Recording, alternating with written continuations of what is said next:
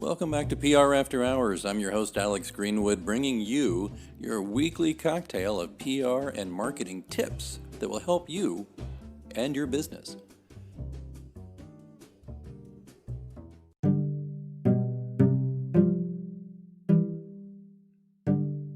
Stick around, we'll get started right after these messages.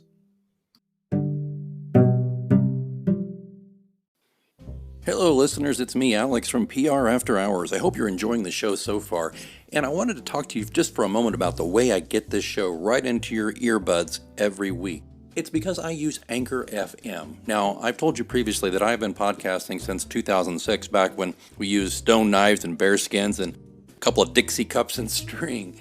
Anchor FM has really streamlined this and made it simpler for people who don't know the first thing about setting up a podcast or don't have, time to learn all the pro tools and stuff, because it's all right here. First thing it's important to know is it's free. There are certain tools that will allow you to record and edit your podcast right from your phone or computer. Anchor will then distribute your podcast for you so it can be heard on Spotify, Apple Podcasts, and many more. That's huge. Distribution is a big pain in the butt, to be honest with you, so it's really great Anchor FM can do that for you, and you're not paying hosting fees. That adds up every month. It's everything you need to make a podcast all in one place, so download the free Anchor app or go to Anchor FM to get started, and be sure to join me in the virtual cocktail lounge on PR After Hours. Hey, have you ever been ghosted? Have you ever put your best foot forward and thought you said the complete wrong thing after you heard nothing but crickets in response?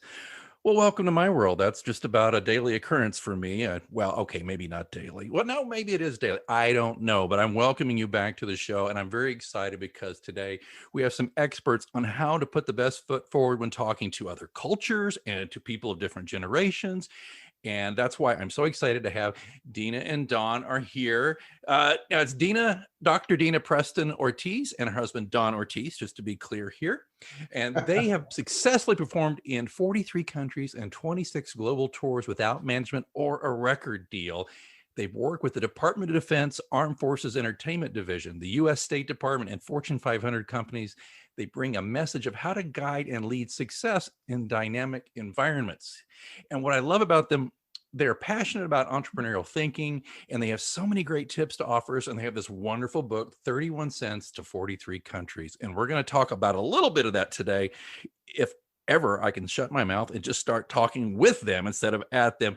Don and Dina, thank you so very much for being here in the virtual lounge. Oh, thank you so much, Alex. We're glad to be here, and Happy New Year, everybody. Yes, Happy New Year, everyone. Thank you. Welcome. Yeah, welcome back to the virtual lounge to everyone. 2020 was a great year, and we're looking, for the show at least, we're looking forward to 2021. Let's jump right to it. So I was I was actually listening to the audio version, by the way, and you have a very nice reader, by the way, for the book of 31 Cents to 43 Countries. And we got to the chapter about, managing international relationships and talking to people. And you have this great example of, was it a call in the middle of the night or a notification in the middle of the night or early in the morning? Could you just, I think you're talking about early in the morning. So I was asleep. I usually wake up between 4:30 and 5. It's just my habit. And I rolled over, and what I do first thing in the morning always is grab my phone, because the news is there. I can watch the news cycle, or oftentimes we'll get gigs that have come in over the night because we work internationally. So we might get things in over the night. So I just, it's the way I start my day. And I looked at the phone, and there was a message there from an agent in Mexico, and they were interested in having us come out for an international music festival. And so, of course, we love to travel. We love to gig internationally. So I was really excited. I kicked on, told them to wake up. Look what we have gone. That's right. And, we started getting to work on it right away, as normal American business people would, right? Type A personality, time is standardized. We got to get on top of stuff right away. So before you know it, within the next 30 minutes, I'm at my computer typing, reaching out to them. So if you've read or listened to the book, you know what happens next. So I send them a list of questions, like any good American business would. What are the logistics? What are the times? What are the outlines? And I forget, because I'm in such a hurry and so excited to create a relationship with these folks. And, there's different cultural contexts between the U.S. and Mexico. And of course, protocol and etiquettes that go with that. Mexico as a high context culture is flexible, where we tend to be very standardized, right on top of things. If you're so 45, because that's how we're trained. We're 15 minutes early, 10 minutes early. And in event planning and events, which we do for Fortune 500 coverage, you have to be ready 30 minutes before an event. Set, ready, sound check, ready to go. That just didn't go over well with them. We also contacted the Mexican consulate because I didn't know who they were. And I wanted to make sure when you tour overseas, you need to make sure businesses are legitimate and they're not taking advantage of you. And so as soon as I contacted the consulate, they had reached out to them, and that didn't go well either. All of a sudden, crickets, right? This actual organization was only about an hour over the border because we live in Arizona, so we're right on the border of Mexico. We really should have probably gotten in our car and driven across the border and gone to create a relationship. Yeah, Folks had lunch, had lunch, coffee, and maybe have even done that for a month or so, right? So we can create that relationship. That completely went out the window. We forgot all about that. And as a result, of course, we never heard from them again. And that was the end of that. So, yeah. Oh man, Yeah. well, we've all been there. I think we get so excited to get the business and Right. to be the, but then I guess, so if we're putting ourselves in their shoes, a different cultural, different outlook, they're thinking these pushy Americans have already, the consulate, what, right? So they're freaking out, right? Right. And part of it too is our schedule is really busy. I mean, we're booked up a year in advance. So part of it is we really wanted to do this. It was an international festival. It was prestigious. We really wanted to be a part of it. So, but I had to figure out all my teaching schedule and our touring schedule already. And I had to figure out a way to get that in there. And I needed to do it quickly. But again, I was thinking of my own communication needs, and I was not thinking about communication needs. And that's just so important in business.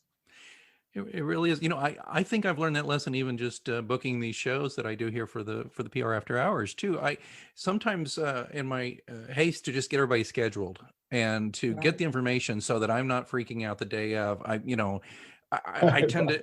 It's as if I've looked at some of my previous emails when I've been stressed or busy, and I cringed a little and thought, I'm practically hectoring these folks who, not necessarily you guys, but practically hectoring people just because you get some people who never give you the information you need, and then you're scrambling that day, and they didn't say yes, we'll definitely be there for the, but you have to build that relationship, and I think this example is really good. So you never heard from them. That was it. It was over. That was it. That was the end of it. Wow. Yeah. So we forget sometimes that, you're setting a tone, and what comes first should be a trust bond. More than anything else. I mean, that's what we all really want to have a satisfying relationship. You have to create a trust bond. And that means different things to different cultures and different people. And we need to always remember that. And again, remember, we've been working internationally for a long time, and this didn't happen at the beginning of our careers. This happened, after we've been in business for 15, 16, 17 years. So we just forgot. And we have to remind ourselves that even in the US, we work within different cultures because we have subcultures here in the US. And so depending on who's doing the event, who's doing the gig, who's doing the booking, and even age-wise, it can be a completely different approach to communication. And right now we talked about this, we're working in multi-generational workforces, and that's everything from millennials to, I would say, even younger teenagers that are working, all the way up to baby boomers that are at the end of their careers, and 4 to 5 generations. And they're completely different approach between baby boomers, millennials, and even Gen Xers. Well, Dina, let me ask you this then, because I've running my agency, have worked with a lot of younger people, a lot of millennials, wonderful, a lot of very talented, bright people, but also some that flummoxed me because of their communication styles. I mean, I'm not averse to using texting and all that stuff, but the thing that did get me, as I mentioned at the top of the show, though, that really kind of bummed me out a couple of times was ghosting. Can I just give you a quick example? I had somebody who I'd worked at a higher education institute as a client of mine, and one of the students who I'd kind of interacted with, who kind of was looking for work. He was very desperate for work. Actually, he graduated. It's been a few months after I'd worked with him, and he graduated. He says, "I'm in trouble here. I need a job." So I start working the phones for the guy. I got him a job. Now, it was not, it was not everybody's idea of the best first job, maybe, or, but it was a job. It paid. It was in an office, and I was excited. I got this set up for him. got an interview set for him, but I mean, I went to the mat for this guy with this guy who was my client. I said, listen, this kid's great. You're going to love him. He's great. Day of the interview, get a call from the client. He says, your guy didn't show. I said, let me check on that. Called him several times, no answer. And then I got a text from him. He said, I just changed my mind. Wow. Yeah. Well, you're lucky you got that. You're lucky you got it. Changed my mind. Sometimes ghosting, we work with buyers that are now millennials, right? People that buy our services.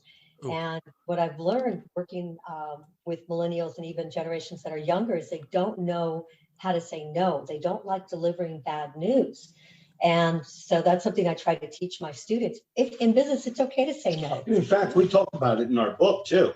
I had a client that I've been working with 15, 20 years. And she recommended me to a client and said, I know that you're the perfect fit for these guys.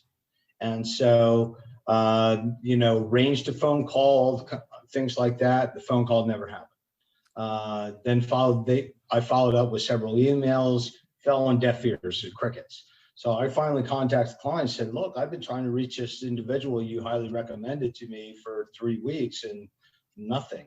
So they arranged a meeting, a sit-down meeting, she did, and said, look, I'm just going to arrange a meeting and you come in next Tuesday and we'll have all 3 members there. And that way we don't have to do the dance. Right. He couldn't have been more friendly, congenial. And after the meeting, we told Don, I'm definitely going to get you guys booked. It would have been a long-term contract, good money for us. Right. And on Monday, never reached out, never followed up with a phone call.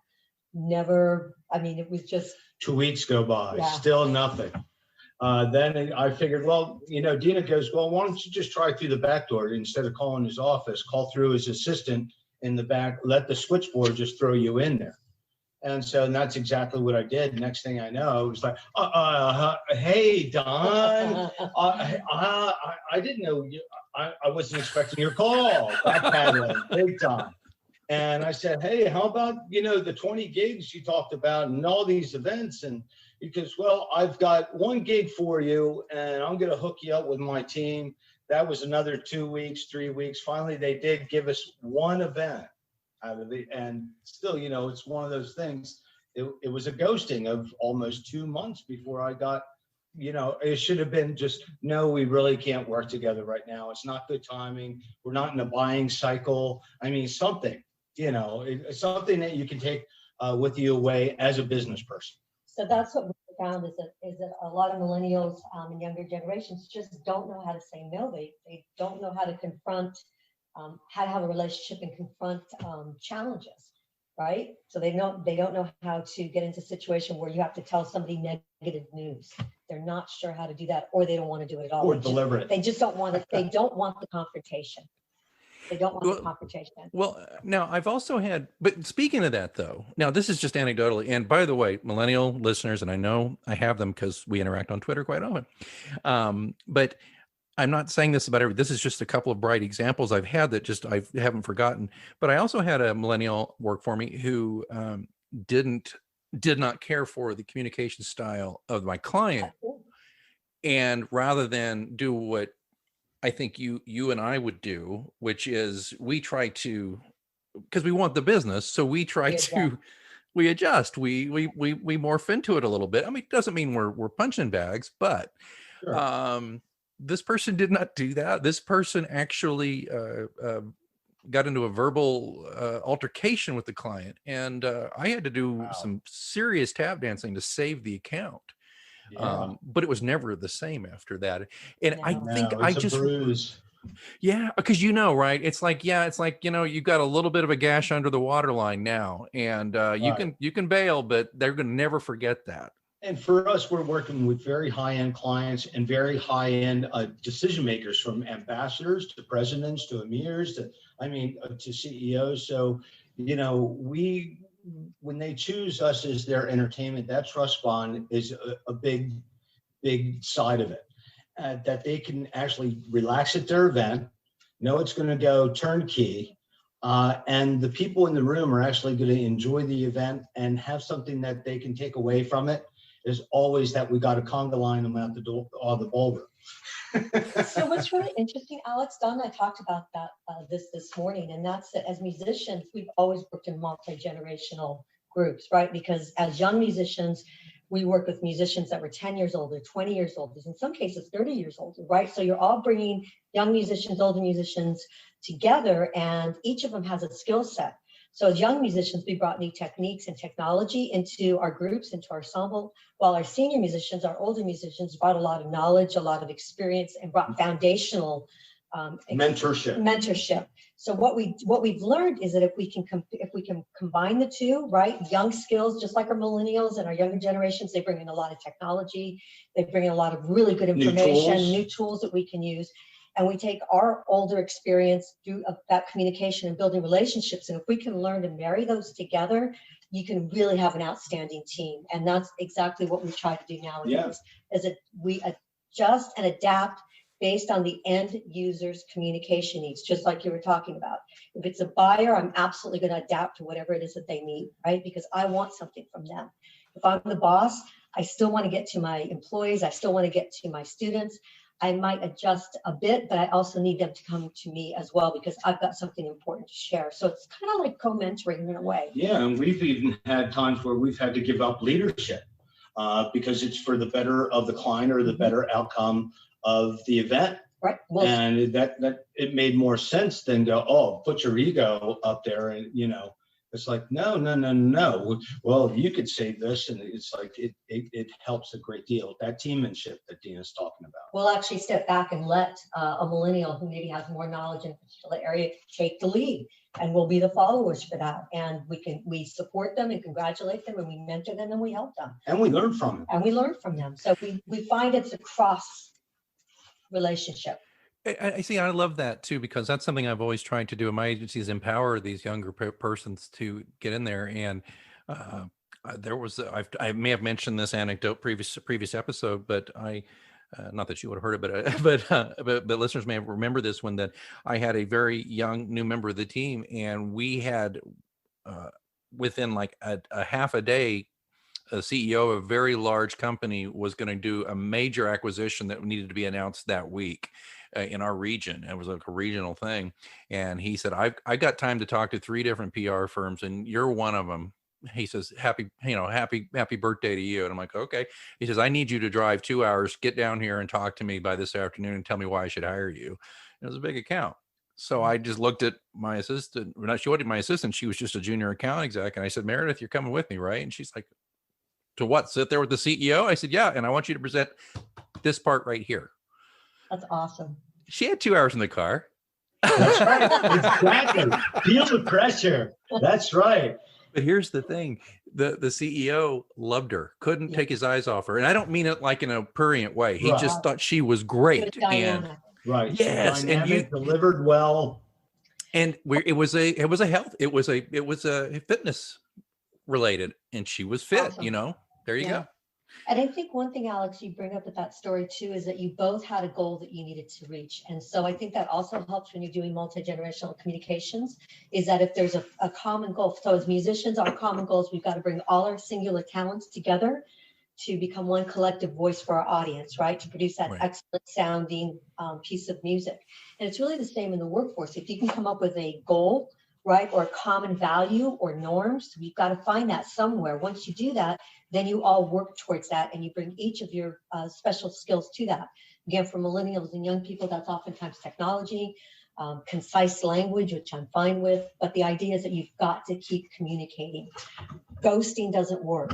It just doesn't work, because still in business, those that relate to each other and create those relationships are the ones that win. That's the longevity factor. It's true. Let me ask you just a quick tweak on this, though. You've spent so much time working with the government, with the Department of Defense, and I believe that, did you say the Department? Yeah, the Department of State as well. Yeah. Is there any secret sauce you can offer folks who are looking to contract with the government? Is there a communication style that works there that people don't really know about? Well, that's really interesting, because in all this discussion we're having, we actually started in 1991 with Desert Storm 1. So that's how long we worked with them. We worked from 1991 till about 2008 with the Department of Defense. And originally in the beginning, in the 90s and in the early 2000s, before the internet came to be and became very and it was important. Still fax machines. It was all relationship building. Towards the early 2000s, I believe the Air Force took over and they implemented all this technology, and it became very tech heavy and very tech based in terms of them going out and soliciting and finding the groups that they wanted to go overseas. When that came in, that took a lot of that relationship building out that we had created all those years. And I think the reason they did it is that they want to make sure that they were sending out a more diverse group of entertainers across the nation, right? They wanted to make sure, I'm guessing, that it was not kind of a good old boys club. Yeah. So that relationship and that dynamic changed completely. We actually transferred out of the Department of Defense, although we still work with military and other capacities, and we moved into the U.S. State Department. And of course, the U.S. State Department as well, it's all about relationship. They want professionalism. You have to over deliver, right? Value, value, value. Make sure you're creating, over delivering, and make sure you are creating those relationships, because you're not only representing yourself, but you're representing them. And you're representing them, oftentimes we are, at least in global countries and other dimensions. And so what you do has an absolute direct reflection on the United States. And also we're able to bring that conversations to the table that maybe not have been able to happen through music. There's a lot of also organizations out there that will help you contract with the government if that's something that you're interested in doing. And you can usually go online, do a quick search. And there's all kinds of databases and websites that you can do. And there's actually mentoring programs too that will help organizations that want to do contracting, not only with the federal government, with your state government, and sometimes your municipal government as well. Or sister cities, things like that. Yeah. Yeah, that's fantastic. I've had very minor experiences. I've done workshopping. I did a workshop in Curacao. Yeah, and one thing that I liked about them was that they wanted to establish a relationship. So we did a call ahead of time just to get a feel for things, and they let me ask questions, which was really nice. Kind of because I had some nerves. It was my first international speaking gig, and I mean, well, you guys, you're pros, but I mean, I'm a pro, but not in that area. But so I remember that happening too. But something that happened here though was we have an organization called Global Ties KC, Kansas City. And we bring in folks from all over the world as a program of the Department of State. And we also send ambassadors, local ambassador types to other countries.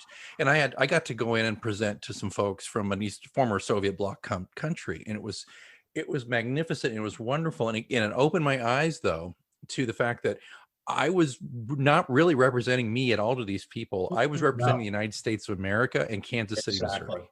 Yeah, you're representing 50 states. When you go, that's the whole deal, the United States of America. And so that is, under that flag, that's a lot of pressure for you as a person when you're there, because you're on all the time, for one, and you're under the scope 24/7. From the time you touch ground to the time that you leave, it's all that you're under everybody's watchful eye, because we would usually have an entourage of people, with us. And we've developed a protocol and etiquette sheet, because remember, when we go out, we take our band members with us.